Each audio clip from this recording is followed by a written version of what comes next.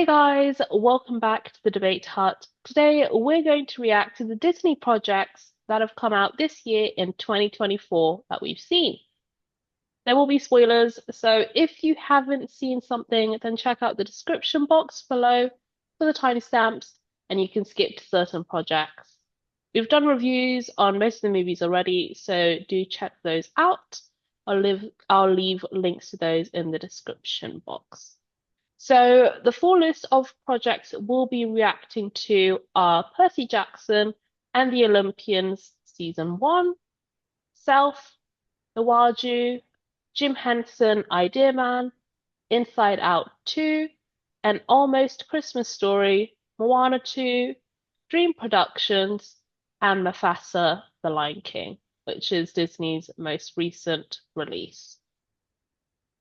And we're going to get straight into it, but before we do, please make sure to like, subscribe, and hit the notification bell to stay up to date with our content. Leave a comment down below with your thoughts on the different projects and what has been your highlight from this year.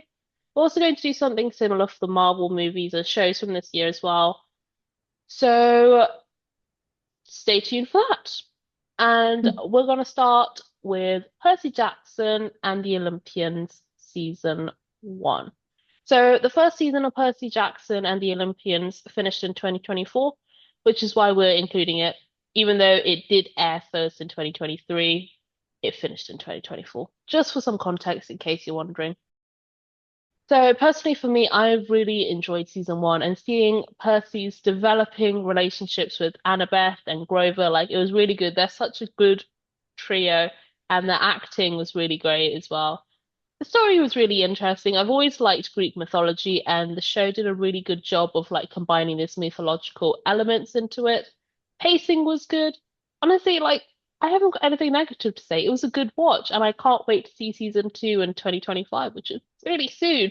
I didn't think it was gonna come out that quickly.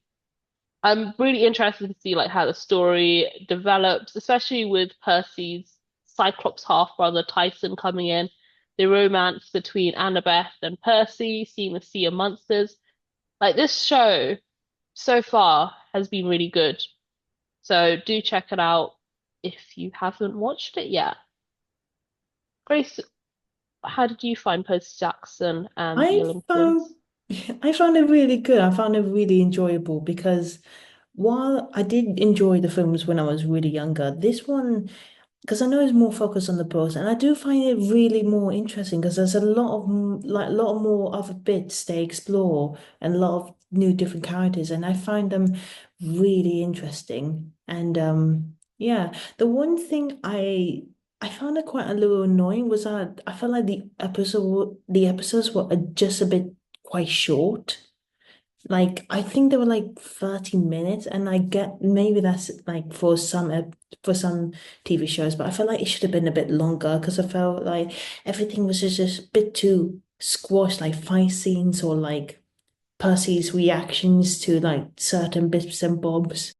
But yeah, if it was a bit longer, they would have like made it last a lot longer. But other than that, I think it's pretty good, and I can't wait for season 2. I can't wait for more like mythical creatures and monsters and battles and gods and everything. It's gonna be really cool. Definitely agree. Can't wait. So the next one is Self. So this is an animated short film from Pixar about a wooden doll who sets out on a journey of self-discovery after making a wish upon a star. Let me just say, wow, I wasn't expecting it to be anything special, but the story it told was really important, especially in this day and age for kids, but not just for kids, but for everyone. And what I really liked is that the film has no spoken words or anything, and it is just cleverly told through its animation, which just gives off this really powerful message. So definitely do give this short film a watch, as it tells a really important message in a really interesting way and really different from what, movies now. They've all got words, but this one, even though it's a short one, it's probably like only 6 minutes or something, it still does it in a really clever way. Next one is Iwaju. So, for anyone unaware, Iwaju is about Tola, a young girl from a wealthy island, and her best friend Cole, a self-taught expert who discover the secrets and dangers hidden in their different world. If you haven't seen it, you really need to. I feel like I'm going to say this for all of them, but this one is a big highlight for me because the animation is absolutely stunning. The use of colors in a futuristic Nigeria, like it was really beautiful.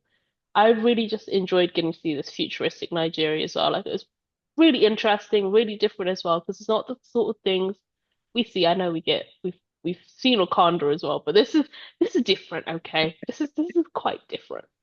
And like, seeing the culture as well, learning about the characters. I absolutely loved Tola and music was really good. It's just a fun watch and I really hope they do a season two.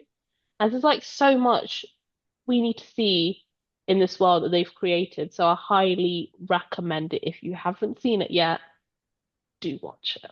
Next up is Jim Henson Idea Man, which I haven't seen, so I'm gonna pass this one over to Grace.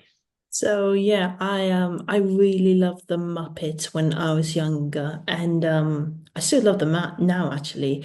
And when I heard about this documentary, I felt like I got to watch this, and it was really interesting, like learning about Jim's life, and like he's the creator of like this whole world of like Muppets and puppets with not just the Muppet Show, but with like Sesame Street. And he also worked on like the Dark Crystal and like Pat and Labyrinth that had David Bowie in it. It like his imagination was amazing, and the way the creators of this documentary like style like how like to tell his story was really creative as well because it matched well with like his ideas of like making films because he used to make like short experimental films to test like ideas and I really admire him thinking about that. Just like he's just going out there, just making things. And like there was some parts of his life that was quite sad, and some he took a big risk in like seeing how like poppy out, how becoming so popular and famous kind of affected his personal life. It was just it was breathtaking in some ways, and. It just makes me think like there's so many great things in our life that influence us and the people behind it, we don't really recognize them fully. And I think this documentary tells a story really well. And anyone who's seen the Muppets or admires like Sesame Streets or like puppetry, anything, this documentary is worth watching. Next up is Inside Out 2. Please do check out Grace's review on it. She did that by herself ages ago because I just couldn't be asked to see it. I've seen it now. Seen it now. Oh, really? I have, yes. My basically background to it is that I know shocking to many people because I'm definitely in the minority, but I never really could get into Inside Out. So my expectations weren't high for the sequel, and I know a lot of people loved it, but I honestly found it boring and not very Really? interesting. Yeah, I mean, I really enjoyed getting to see an older Riley who's dealing with big changes in her life, and that's about it. I don't know, I really find the emotions really annoying and I just I don't know, I really don't bond with them. And I don't want to spend the next 10 minutes saying all bad stuff about it because I really don't want to do that. But just to summarize it, I didn't enjoy it. So I I disagree because while I'm not a huge fan of Inside Out, I I don't know, like this film kind of it I don't want to say it brought me to tears, but it actually made me feel very emotional because there was a quote I mentioned in the reviews that one of the creators and one of the characters said, like, you feel less joy when you grow up. And it's true, like because we get this new character, anxiety, and she's taking the whole place. And that happens to us when we go. We let anxiety and we let ourselves be feel so much under pressure. And that makes us feel less joy, less happy, and less living our life freely as we choose to be. And I just felt like, oh my God, this is me. Like when see Riley at her hockey game trying to be great and trying to fit in and trying to make friends, I felt so sorry for this girl because I felt like I was that girl. And my life flashed before my eyes, which was short, but still. But I just think it tells a very good message to young kids that while sometimes it's good to feel a little bit anxious, just so you feel like you're prepared for future events or anything, don't let yourself feel pressured or don't let yourself feel let down or worried so much because you got so much more in your life to live and be happy and be grateful. And yeah, I think it's a very decent film. There you go. Two different Yeah, sides sorry, to it. Emily. You guys decide how you feel about it and let us know in the comments as well. So the next one is called An Almost Christmas Story. So this is another animated short film which came out recently. Moon, a young owl, finds himself stuck in a Christmas tree destined for Rockefeller Plaza. In his attempts to escape the city, Moon befriends a lost little girl named Luna. They embark on an adventure discovering the magic of the Christmas season. So, one thing that really caught my eye about this short film was the animation, which is stunning and very different from the sort of stuff we usually see from Disney. So, I'd really like to see Disney, make a movie with this sort of animation because it would really stand out. Now, apart from the animation, the short film is really wholesome and it's really heartwarming. And it had a really good story, though, some people might say, we've seen this sort of story before. But to me, it didn't feel like a repeat. It felt different and unique. It's just a really short, wholesome film, which is definitely worth a watch. And next up is Moana 2. So do check out our review on Moana 2. I don't want to repeat myself much because I've said quite a bit in that review and we've covered our thoughts quite a bit on it as well. But just to sum that up, the movie is decent. It's not amazing or anything spectacular. It's okay. I loved Moana's baby sister in it. She was a really key character for me. Really cute, really precious. And the animation is as beautiful as it was before. But the movie just quite simply does not live up to the original and it was lacking quite a bit. Grace, how would you sum up your experience of Moana 2?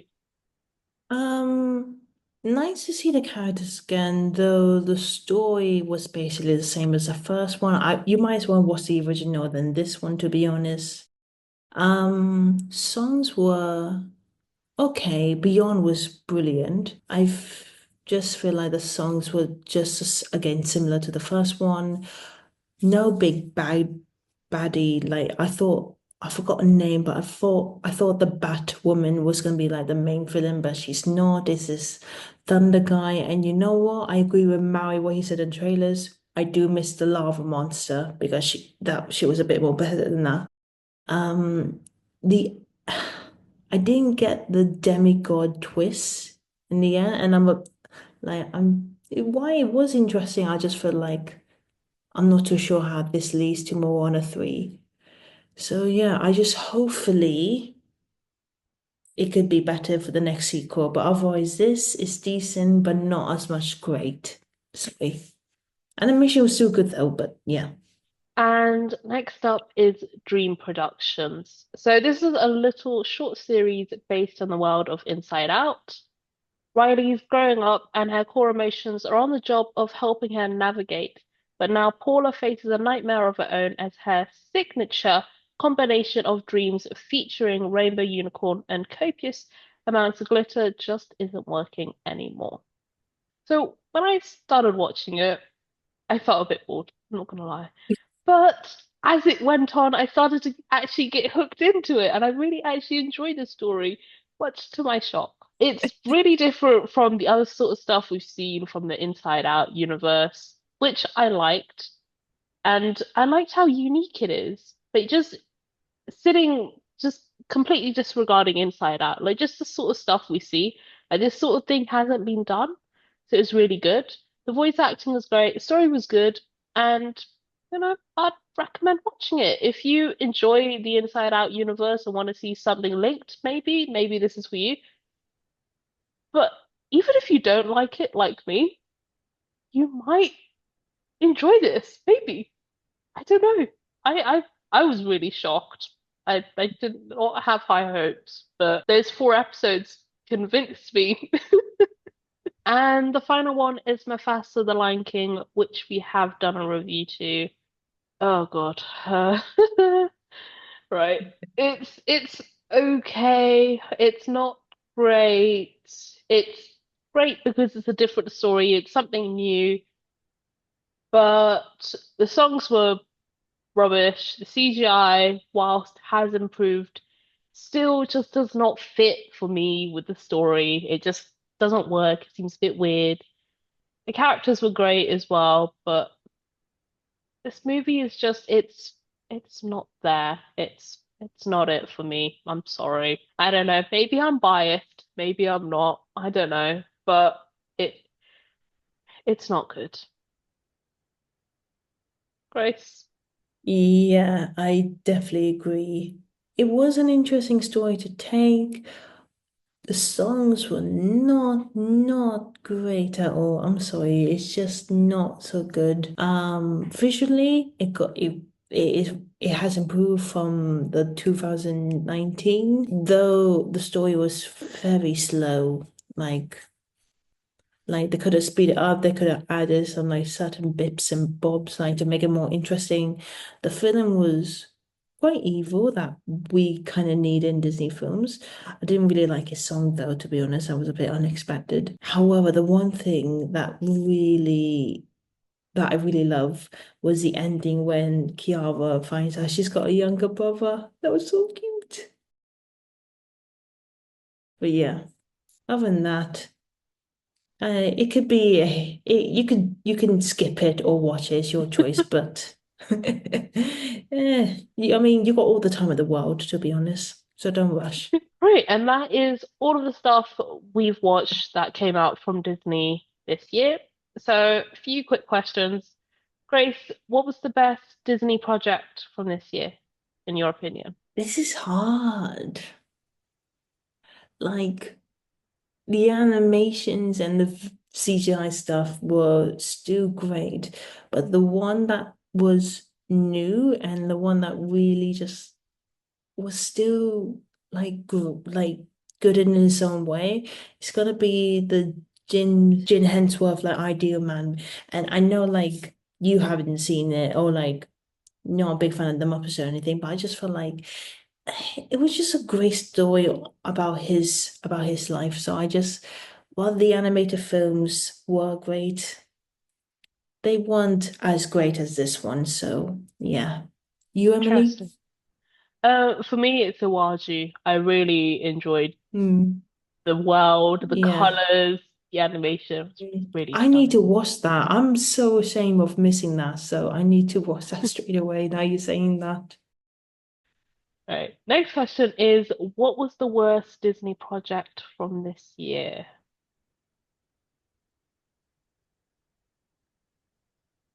Ah, this is difficult. There's been so many.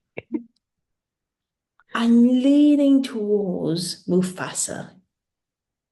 Reason because while Moana and Mufasa had like story issues, Moana had a better songs in it and like animation. So I'm gonna have to go for the Lion King prequel. You, Emily, I think I already know what yours going to be. Yeah, I'm sorry, guys. I'm gonna have to pick Inside Out too. I know, to the shock Oh. of many. But I couldn't get into it. What Disney project coming out in 2025 are you most looking forward to watching? I was actually looking some now, and the one, I guess Lilo and Stitch would probably be quite interesting because I was sort of against it, but now seeing that the CGI isn't that bad, I might give it a try. Definitely not Snow White. Freakier Friday? I think that'd be quite good, interesting. Zootopia 2, definitely. Like, I don't think it's gonna be as decent as Moana. I think it's probably gonna be a bit better, maybe, like if they have a great storyline and everything. But yeah, and Avatar 3, Emily. Snow White. Absolutely can't wait for it. Did you eat up poison apple before you started this review?